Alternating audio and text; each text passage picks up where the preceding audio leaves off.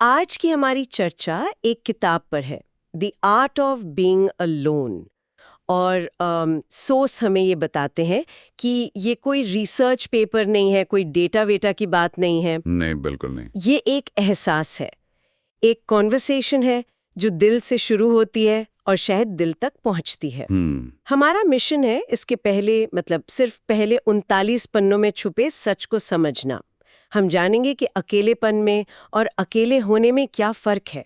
Loneliness और solitude. हाँ, loneliness और सॉलिट्यूड के बीच की वो जो बारीक सी लाइन है वो कहाँ है। और ये लाइन समझना इसलिए जरूरी है क्योंकि किताब शुरू में ही एक बहुत बड़ी बात कहती है कि हमें अकेले होने से डरना सिखाया गया है। हाँ, बचपन से, कहानियों से, फिल्मों से, हर जगह जो अकेला इंसान है वो या तो बेचारा है या फिर विलन है। सही बात है। तो ये चर्चा इस बात की भी है कि उस सिखाई हुई सोच की जंजीरों को कैसे तोड़ा जाए और अकेलेपन को एक मजबूरी से बदलकर एक ताकत कैसे बनाया जाए। अभी आईने में देखकर ऐसा लगा गया है कि सामने जो इंसान है उसे उसे आप जानते तो हैं पर पहचानते नहीं। ये कहानी उसी एहसास से शुरू होती है।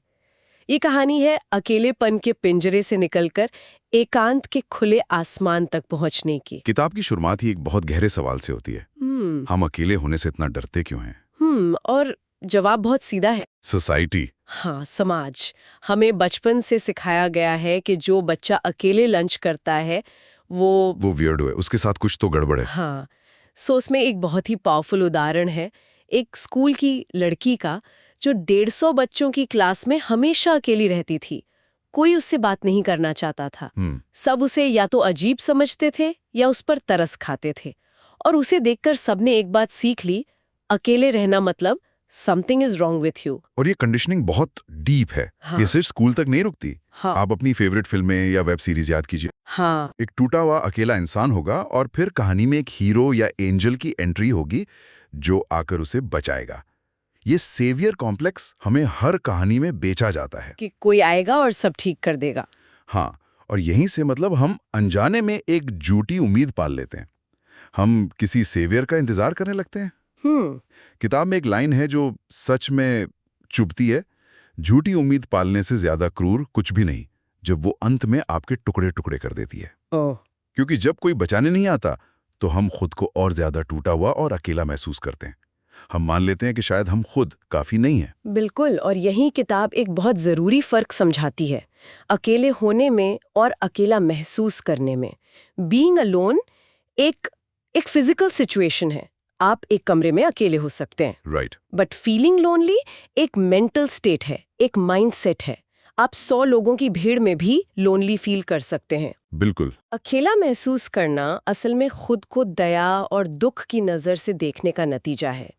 ये कुछ वैसा ही है जैसे टेलर स्विफ्ट ने कहा था, the scary news is you are on your own now, but the cool news is you are on your own now. एक ही सच है पर उसे देखने का नजरिया सब कुछ बदल देता है। और इस डर से बचने के लिए, उस लोनली वाले माइंडसेट से भागने के लिए हम क्या करते हैं? हम वो बनने लगते हैं जो हम हैं ही नहीं। एग्जैक्टली। कूल दिखने के लिए, ग्रुप में फिट इन होने के लिए। मुझे याद है कॉलेज में एक खास तरह का म्यूजिक सुनने का नाटक करना पड़ता था सिर्फ एक ग्रुप का हिस्सा बनने के लिए। रिलेटेबल है।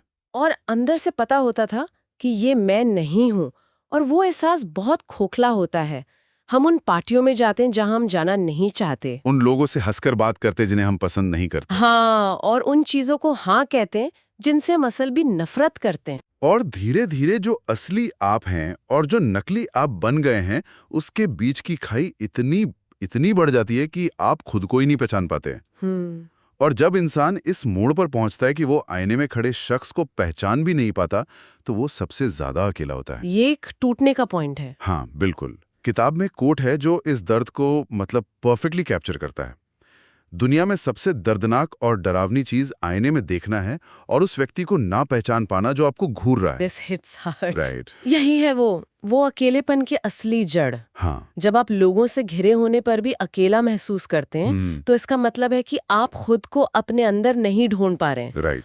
और इसीलिए सोर्स में एक और लाइन है, कुछ दिन ऐसे होते हैं जब आप खुद को इतना याद करते हैं जितना आपने कभी किसी और को नहीं किया। ये लाइन दिल पर लगती है क्योंकि ये उस अकेलेपन की बात करती है जो भीड़ में भी महसूस होता है। हाँ। तो इससे ये साफ हो जाता है कि इसका इलाज बाहर नहीं, अंदर खोजना होगा। तो चलिए देखते हैं कि किताब खुद को वापस जोड़ने के लिए क्या प्रैक्टिकल कदम सुझाती हैं। सबसे पहला और सबसे बड़ा आइडिया है सेल्फ लव, पर वैसे नहीं जैसे हमें विज्ञापनों में दिखाया जाता है। हाँ, वो महंगे शैम्पू या बबल बाथ वाला नहीं। एग्जैक्टली वो सब तो बस मार्केटिंग है। किताब कहती है कि सेल्फ लव का असली मतलब है खुद को जानना और फिर खुद को बिना किसी शर्त के स्वीकार करना। स्वीकार करना। बिल्कुल। और ये जो स्वीकार करने वाली बात है ना, ये सुनने में जितनी आसान लगती है असल में उतनी ही मुश्किल है। क्योंकि इसका मतलब सिर्फ अपनी अच्छी आदतों को मानना नहीं है, इसका मतलब है उस हिस्से को भी गले लगाना जिसे हम दुनिया से छिपाते हैं। अपनी डार्क साइड को अपनाना। हाँ, अपनी डार्क साइड को। समाज हमें हमेशा अच्छा बनना सिखाता है, हमेशा नाइस रहो, हमेशा केयरिंग रहो, कभी गुस्सा मत करो। हाँ, be a good boy, be a good girl. Right. लेकिन हम सब में एक विलन भी होता है। हम कभी-कभी मतलबी हो सकते हैं, कभी-कभी स्वार्थी हो सकते हैं, एंड दैट्स ओके। ये हमें इंसान बनाता है। एग्जैक्टली। किताब की लेखिका अपना उदाहरण देती है। वो मानती है कि वो कभी-कभी सेल्फिश होती है और इसे स्वीकार करने से उसे एक अजीब सी शांति मिली है। क्योंकि वो अब कुछ बनने का नाटक नहीं कर रही है। हाँ, वो जैसी है वैसी है। और ये खुद को जानने की यात्रा कोई एक दिन का काम नहीं है, ये जिंदगी भर का सफर है। और इसके लिए किताब 2 बहुत ही प्रैक्टिकल तरीके बताती है। पहला है अपने ही मन से आंखें मिलाना। उससे भागने के बजाय बैठकर उसकी सुनना। अक्सर जब हम अकेले होते हैं ना, तो हमारा दिमाग हम पर हावी होने लगता है। पुरानी गलतियां, फ्यूचर की चिंताएं, इनसिक्योरिटीज सब एक साथ हमला करते हैं। हाँ, और ज्यादातर लोग इसी शोर से बचने के लिए खुद को फोन में, नेटफ्लिक्स में या फालतू की बातों में बिजी रखते हैं। भागते रहते हैं। लेकिन किताब कहती है भागो मत। अपने विचारों का सामना करो, उन्हें पढ़ो जैसे कोई क्लासिक किताब पढ़ रहे हो। देखो कि तुम्हारा दिमाग तुम्हें क्या कह रहा है।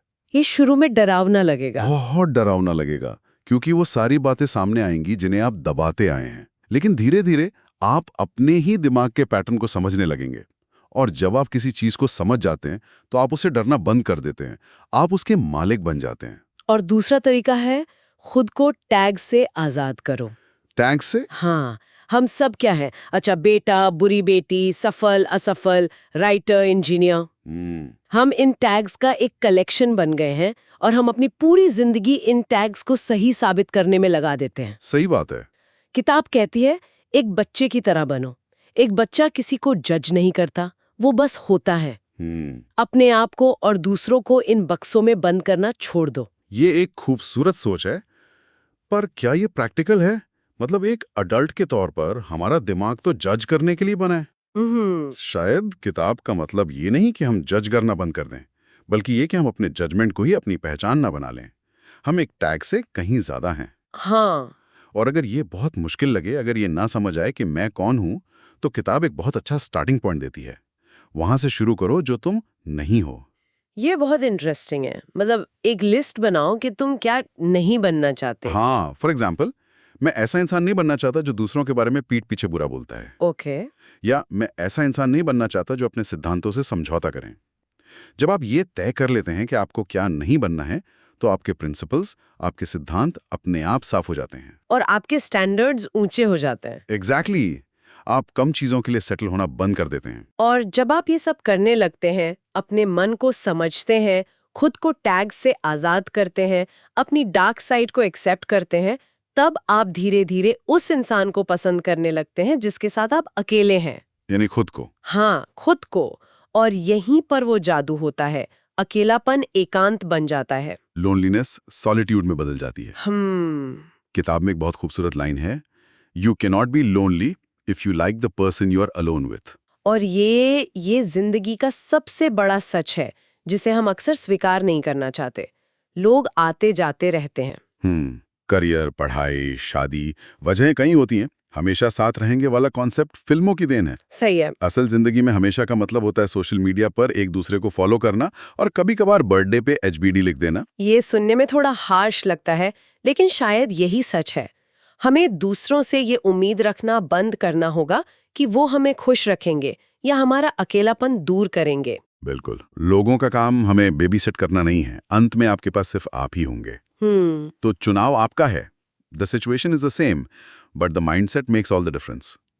आप रास्ते में रुककर रो सकते हैं कि लोग आपको छोड़कर चले गए, या फिर आप अकेले चलना जारी रख सकते हैं और सफर का मजा ले सकते हैं।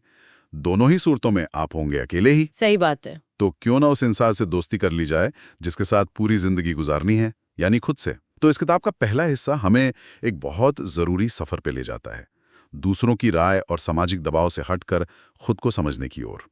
ये हमें याद दिलाता है कि खुद को जानना और स्वीकार करना ही अकेलेपन के डर का एकमात्र इलाज है। ये एक माइंडसेट शिफ्ट है। बिल्कुल। अकेलेपन को एक सजा के तौर पर देखने के बजाय उसे खुद को खोजने के एक मौके की तरह देखना। सॉलिट्यूड एक ऐसी जगह है जहां आप बाहरी दुनिया का शोर बंद करके अपने अंदर की आवाज सुन सकते हैं। ये चर्चा यहीं खत्म